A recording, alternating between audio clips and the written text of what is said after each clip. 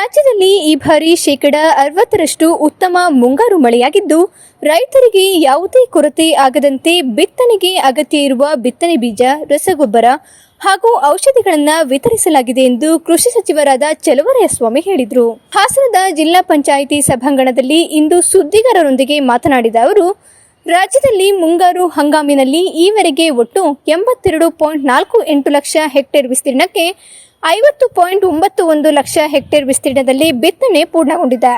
5.52 lakh quintal ಬಿತ್ತನೆ ಬೀಜದ ಬೇಡಿಕೆಗೆ 9.01 ಲಕ್ಷ ಕ್ವಿಂಟಲ್ ಬಿತ್ತನೆ ಬೀಜ ಪೂರೈಕೆಗೆ ವ್ಯವಸ್ಥೆ ಮಾಡಲಾಗಿದೆ. ಈವರೆಗೆ 3,17,814 ಕ್ವಿಂಟಲ್ ಬಿತ್ತನೆ ಬೀಜ ವಿತರಿಸಲಾಗಿದ್ದು, ಇನ್ನು 78,034 ಕ್ವಿಂಟಲ್ ಬಿತ್ತನೆ ಬೀಜವನ್ನ ರೈತ ಸಂಪರ್ಕ ಕೇಂದ್ರಗಳಲ್ಲಿ ದಾಸ್ತಾನು ಮಾಡಲಾಗಿದೆ ಎಂದು ಮಾಹಿತಿ ನೀಡಿದರು. 2023-24ನೇ ಸಾಲಿನಲ್ಲಿ ಕರ್ನಾಟಕ ರೈತ ಸುರಕ್ಷಿತ ಪ್ರಧಾನಮಂತ್ರಿ ಫಸಲ್ ಬಿಮಾ ಯೋಜನೆಯಲ್ಲಿ 16.18 ಲಕ್ಷ ಫಲಾನುಭವಿಗಳಿಗೆ 1,814.31 ಕೋಟಿ ರುಗಳ ವೇಳೆ ವಿಮೆ ಪರಿಹಾರ ವಿತರಿಸಲಾಗಿದೆ. ಇದರ ಜೊತೆಗೆ ಸರ್ಕಾರದ ಯಾವುದೇ ಗ್ಯಾರಂಟಿಗಳನ್ನು ನಿಲ್ಲಿಸಿಲ್ಲ, ಜನ ಆತಂಕ ಪಡುವ ಅಗತ್ಯ ಇಲ್ಲ ಎಂದರು. ರಾಜ್ಯದಲ್ಲಿ ರೈತರ ಸಾವು ನೋವುಗಳು ಸಂಭವಿಸಿದಲ್ಲಿ ಅವರಿಗೆ ಸೂಕ್ತ ಪರಿಹಾರದ ಜೊತೆಗೆ ಇಂತಹ ಅಹಿತಕರ ಘಟನೆಗಳು ಸಂಭವಿಸದಂತೆ ರೈತರಿಗೆ ಆತ್ಮಸ್ಥೈರ್ಯ ತುಂಬಲು ಕಾಂಗ್ರೆಸ್ ಸರ್ಕಾರ ಮುಂದಾಗಿದೆ.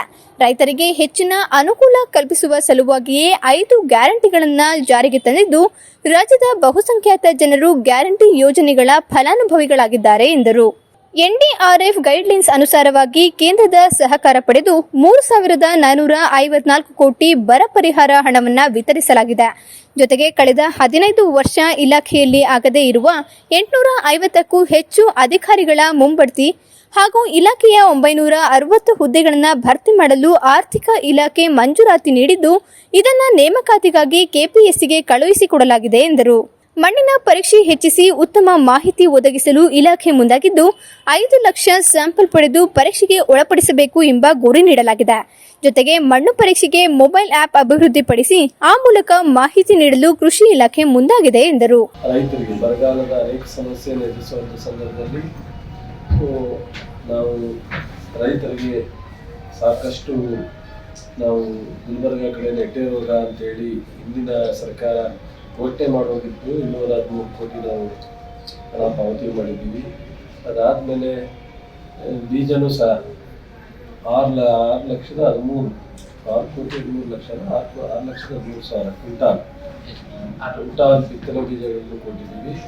ಈ ರೀತಿ ನಾವು ರೈತ ಹಸಿರು ಯೋಜನೆ, ಸೂಕ್ಷ್ಮ ನೀರಾವರಿ ಯೋಜನೆ, ಅಂತಾರಾಷ್ಟ್ರೀಯ ಸಿರಿಧಾನ್ಯ ಮೇಳ ಮತ್ತು ಬೆಳೆ ಸಮೀಕ್ಷೆ, ಕೃಷಿ ನವೋದ್ಯಮ, ಈ ರೀತಿ ಅನೇಕ ಎಲ್ಲ ಕಾರ್ಯಕ್ರಮಗಳನ್ನು ಸಹ ಕಳೆದ ಅನೇಕ ವರ್ಷಗಳ ನಂತರ ಯಶಸ್ವಿಯಾಗಿ ಮಾಡಿರೋ ಜೊತೆಗೆ ಕೇಂದ್ರದ ನಾವು ಸೆಂಟ್ರಲ್ ಸ್ಪಾನ್ಸರ್ ಸ್ಕೀಮ್ ಅಂತ ಏನು ಹೇಳ್ತೀವಿ, ಭಾಳ ವರ್ಷಗಳಿಂದ ಮತ್ತು ಅನೇಕ ರಾಜ್ಯಗಳಲ್ಲಿ 3ನೇ ಇನ್ಸ್ಟಾಲ್ಮೆಂಟು ಭಾಳ ಕಷ್ಟ, 4ನೇ ಇನ್ಸ್ಟಾಲ್ಮೆಂಟು ಪೂರ್ಣ ಪ್ರಮಾಣದಲ್ಲಿ ಉಪಯೋಗಿಸ್ಕೊಂಡಿರ್ತಕ್ಕಂಥ ರಾಜ್ಯಗಳು ಕಡಿಮೆ. ನಮ್ಮ ರಾಜ್ಯದಲ್ಲೂ ಅನೇಕ ವರ್ಷಗಳಿಂದ ಉಪಯೋಗಿಸ್ಕೊಳ್ಳಿಕ್ಕೆ ಆಗಿಲ್ಲ, ಅನುವಾದಕ್ಕಾಗಲಿಲ್ಲ. ಕಳೆದ ಬಾರಿ ನಮ್ಮೆಲ್ಲ ಅಧಿಕಾರಿಗಳ ಶ್ರಮ 4 ಇನ್ಸ್ಟಾಲ್ಮೆಂಟನ್ನು ಉಪಯೋಗಿಸಿ ಹೆಚ್ಚುವರಿಯಾಗಿ 297 ಕೋಟಿಯನ್ನು ನಾವು ಕೇಂದ್ರ ಸರ್ಕಾರದಿಂದ ಪಡ್ಕೊಂಡು ನಾವು ಮಾಡಿರ್ತಕ್ಕಂಥದ್ದು. ಆ ಟೈಮು ನಾವು 434 ಕೋಟಿ ಕೊಟ್ಟಿದ್ವಿ. ಸೊ ಈ ಸಲ ಒಂದು 500 ಕೋಟಿಗೂ ಹೆಚ್ಚು ನಾವು ಕೊಡಬೇಕು ಅಂತಿದ್ದೀವಿ. ಲಾಸ್ಟ್ ಟೈಮು ಪ್ರಪ್ರಥಮವಾಗಿ ಹೈಟೆಕ್ ಹಾರ್ವೆಸ್ಟರ್ಗಳನ್ನು ಸಹ ಇಂಟ್ರೊಡ್ಯೂಸ್ ಮಾಡಿ ಅದರಲ್ಲಿ 50 ಲಕ್ಷ SC/STಗೆ ಸಬ್ಸಿಡಿ, ನಮ್ಮ ಜನರಲ್ನವರಿಗೆ 40 ಲಕ್ಷ ಸಬ್ಸಿಡಿ. ಒಂದು ವ್ಯಕ್ತಿ ಆಗಲಿ ಒಂದು ಸಂಸ್ಥೆ ಆಗಲಿ ಆ ಥರದ್ದು ಒಂದು ಹಾರ್ವೆಸ್ಟರ್ಗಳನ್ನು ತಗೊಂಡ್ರೆ ಒಬ್ಬ ವ್ಯಕ್ತಿಗೆ ಒಂದು ಸಂಸ್ಥೆಗೆ 40 ಲಕ್ಷ 50 ಲಕ್ಷ ಸಬ್ಸಿಡಿ ಅಂದರೆ ಬಹುಶಃ ಇದಕ್ಕಿಂತ ದೊಡ್ಡ ಸಹಾಯಧನ ಸಬ್ಸಿಡಿ ಎಲ್ಲೂ ಯಾವತ್ತೂ ಕೊಡಲಿಕ್ಕೆ ಸಾಧ್ಯ ಇಲ್ಲ. ಅಂತ ದೊಡ್ಡ ಪ್ರಮಾಣದನ್ನು ನಾವು ಕೃಷಿ ಇಲಾಖೆಯಿಂದ ಲಾಸ್ಟ್ ಟೈಮ್ ಕೊಟ್ಟಿದ್ದೀವಿ. ಹಾಗಾಗಿ ಅನೇಕ ನಾವು ಇನ್ಶೂರೆನ್ಸು ಸಹ ಫಸಲ್ ಬಿಮಾ ಒಂದು ಪ್ರಧಾನಮಂತ್ರಿ ಯೋಜನೆ ಅಡಿಯಲ್ಲಿ 1,700 ಕೋಟಿ ಇನ್ಶೂರೆನ್ಸು ರೈತರಿಗೆ ಲಾಸ್ಟ್ ಟೈಮ್ ವಿತರಣೆ ಆಗಿದೆ. ಇನ್ನೂ ಒಂದು 150 ಕೋಟಿವರೆಗೂ ಆಗ್ತಕ್ಕಂಥ ಅವಕಾಶ ಹೆಚ್ಚಿದೆ. ಸೊ ಇನ್ನೂ ಕಂಪ್ಲೀಟ್ ಆಗಿಲ್ಲ ಲಾಸ್ಟ್ ಇಯರ್. ಸೊ ಈ ವರ್ಷ ಸ್ವಲ್ಪ ಅನೇಕ ನ್ಯೂನತೆಗಳನ್ನ ಅನೇಕ ಮಂತ್ರಿಗಳು, ಶಾಸಕರು, ರೈತರು, ಸಂಘಟನೆಗಳು ನಮಗೆ ಕಳೆದ ಬಾರಿ ಗಮನಕ್ಕೆ ತಂದಿದ್ದರಿಂದ ಈ ಬಾರಿ ಸ್ವಲ್ಪ ಕಪ್ ಆ್ಯಂಡ್ ಕ್ಯಾಪ್ ಅಂತೇಳಿ ಒಂದು ಸಿಸ್ಟಮನ್ನು ತಂದು ಸೊ ಹೊಸ ಸಿಸ್ಟಮನ್ನು ಇಂಟ್ರೊಡ್ಯೂಸ್ ಮಾಡಿದ್ವಿ. ಅದರ ಜೊತೆಗೆ ಮೊನ್ನೆನೂ ಸಹ DC ಮತ್ತು CEO ಕಾನ್ಫರೆನ್ಸಲ್ಲಿ ಕೆಲವು ನಮ್ಮ ಕೊಲೀಗ್ಸ್ಗಳು, ಮಂತ್ರಿಗಳು ಕೆಲವು ಸಲಹೆಯನ್ನು ಕೊಟ್ಟಿದ್ದಾರೆ.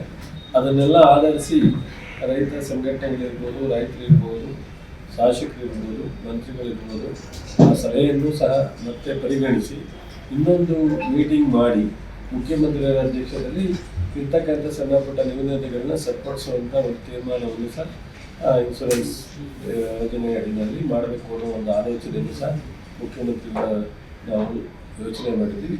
ಅದಾದಷ್ಟು ಬೇಗ ಮಾಡ್ತೀವಿ.